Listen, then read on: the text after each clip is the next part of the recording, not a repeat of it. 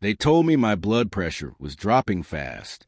I remember the chill of the hospital bed under me, the fluorescent lights above flickering past like a broken film reel. Just before I went under, I heard her voice, calm, irritated, distant. "Can it wait? My brother's got an important presentation today." That should have been the moment it all clicked. But the truth is, the unraveling started long before I found myself staring at a ceiling in an operating room. It started quiet. A missed dinner here. A kiss on the cheek that landed without feeling. Her phone lighting up late at night. Nathan's name always there, like a warning I kept ignoring.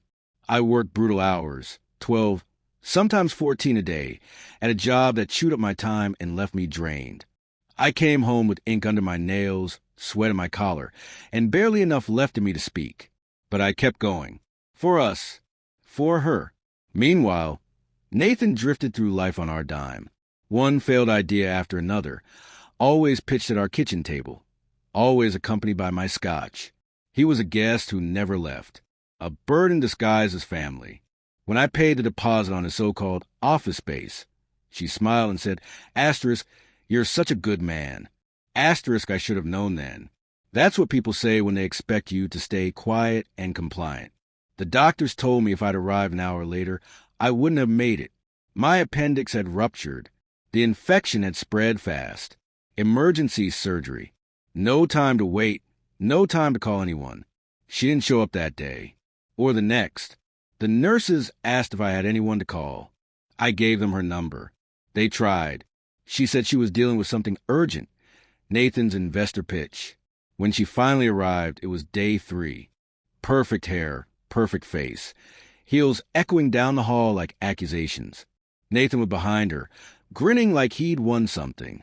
She asked coldly, "Why didn't anyone let me know how serious it was?" The nurse handed her a consent form, a standard precaution, in case my condition worsened. Her eyes scanned the paper, and suddenly, the color drained from her face. What she didn't know, what neither of them knew, was that 2 months before that hospital bed, I'd rewritten everything. I named my sister Marie, too emotional, they always said, as my power of attorney. I placed the house into a trust, in my name only. Her name, removed from everything. Nathan's startup, I was the quiet partner with a controlling share. While he was pitching dreams, I was buying out early investors who wanted out discreetly, efficiently. I had been preparing my exit in silence, building it piece by piece like a man digging a tunnel under a prison cell. The day I was discharged, I didn't go home. I went to Marie's 1-bedroom, mismatched furniture, windows that let an honest light. She made tea. She didn't ask questions. I let the silence grow roots. My wife, soon-to-be ex, called. Voicemails filled with anger, confusion, begging. I didn't answer. She came once, pounding on the door like it owed her something. I stayed still. Then the foreclosure notices started arriving. The joint accounts were drained. The access she'd once had was gone. She called the bank. They said the structure had changed. She wasn't listed anywhere.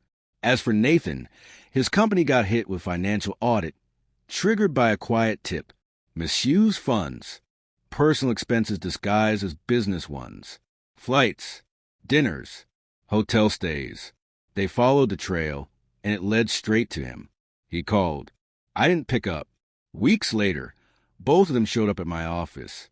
She looked worn down, not refined, just hollow. He looked nervous, smaller than I remembered. I watched him through the glass for a long minute before opening the door halfway. "We lost everything," she said. I raised a hand. "Nathan tried. You were supposed to help. You were like a brother." I didn't speak. I handed him a folder. Inside, legal filings. Fraud. Embezzlement. Possible charges. If convicted, he'd lose everything, including his right to ever run a company again. She reached out to touch me. I stepped back. "You made your choice," I said, "and I made it through mine." No raised voices. No dramatic exits. I didn't need them. A month later, I left the firm, sold my shares, moved to a small town where no one knew my name, started teaching part-time. Honest work. Quiet life. Clear sky. Sometimes I pass the hospital, and I remember the sharp burn of the stitches, the cold in my chest. But more than that, I remember how close I came to disappearing, not just in body, but in soul. People say pain teaches you what matters. They're wrong. Silence does.